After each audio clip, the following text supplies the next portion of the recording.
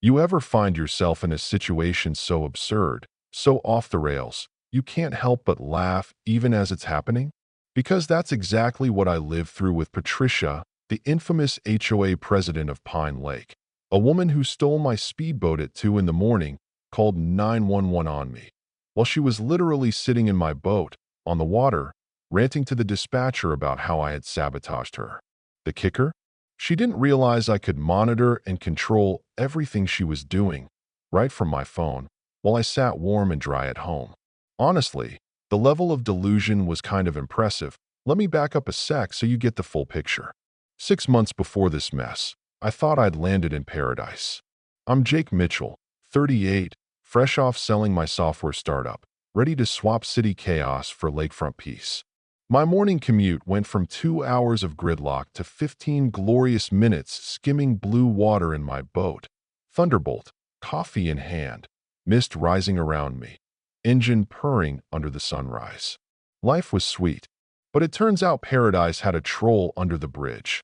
Patricia Stone, 62, president of the HOA, queen of the rulebook, widowed, lonely, and determined to run Pine Lake like her own personal fiefdom.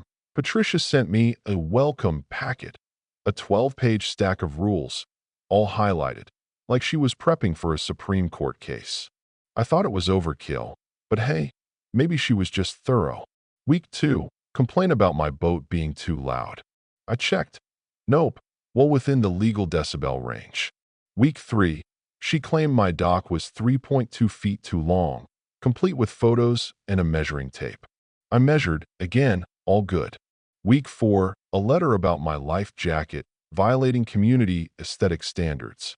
Section 4.7, apparently. Except that was about patio furniture, not safety gear. You see where this is going, right? Death by 1,000 paper cuts.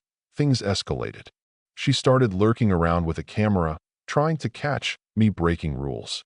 One morning, I caught her hiding behind a tree with a giant telephoto lens, like she was doing a National Geographic special on the elusive, law-breaking boat owner. I waved, called out a cheerful good morning, and watched her trip over her own tripod and tumble into the lake. Camera, tripod, pride, all soaked. I helped her out, handed her the waterlogged camera, told her the local wildlife must be fascinating this time of year. She went red as a stop sign, pure rage and humiliation, mascara running. The neighborhood got a good laugh out of that, and for a second, I thought maybe the feud would cool off. Nope. The next HOA meeting, Patricia rolled in with a full PowerPoint presentation titled, I kid you not, The Jake Mitchell Problem, a Threat to Community Standards. Charts, noise graphs, handouts. I sat there cataloging every inaccuracy while she droned on for 20 minutes. When she finally let me speak, I pulled out the actual rules, calmly debunked each one. Boats under 25 feet, check. Docks, check. Life jackets, check. Patricia turned beet red.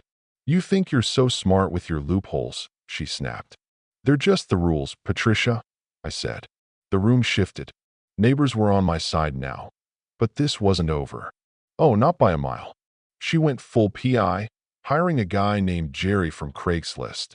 Think dollar store detective, trench coat, battered Honda, the works. His surveillance skills? Laughable.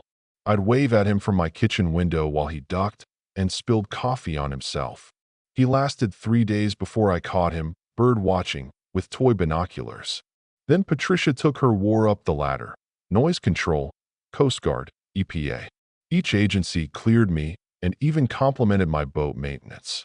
Instead of relenting, she convinced herself I was bribing everyone. One night, I caught her on my dock in full ninja attire, black yoga pants, hoodie, flashlight, Googling how to sabotage a boat right there. She tried pouring sand in the gas tank. It was the cup holder. Left a manila envelope labeled confidential. Inside, probably evidence she was planting. She limped away with a ripped yoga pant and one shoe, muttering vengeance. The next morning, sipping coffee, I watched the footage and realized this had crossed a line from annoying to criminal. I called Sam Brooks, my old college buddy and now the local police captain. Let her hang herself with her own rope, he said. So I set a trap that I staged being out of town, left a spare key on the boat, filled a bag with confidential files, actually just my grandma's cookie recipes, and waited. That same week, Patricia got wind the HOA was planning a no-confidence vote, her reign in jeopardy. The pressure cooker finally burst. Late at night, full of wine and desperation, she snuck down to the dock, grabbed the key, and stole Thunderbolt for a victory lap. I watched her with GPS and cameras as she raced around the lake, yelling into the night, finally feeling powerful again. And then, at the perfect moment, I killed the engine remotely. Patricia went from queen of the lake to stranded in the middle, cold and panicked. She called 911, spinning the wildest tale, how I'd sabotaged her, how she was the real victim, how I was some kind of tech genius plotting her demise. The operator kept asking holes into her story. Why was she in my boat at 1:30 a.m.? Why no written permission? How exactly did this arrangement work? Patricia's answers just dug her deeper. Meanwhile, Sam rolled up in the Marine Patrol, towed her back, listened to her invent new versions of the story, all while the evidence stacked up higher at the station. Under bright lights and Sam's steady questions, Patricia flailed. She couldn't explain the arrangement, had no witnesses, no texts, no nothing. When Sam played the security footage, her creeping, the theft, the joyride, she finally cracked, sort of. Fine, I took his stupid boat, but he deserved it. She tried to paint herself as the victim, even hired a bargain bin lawyer to claim I'd entrapped her by leaving my own key on my own boat. The judge wasn't buying it.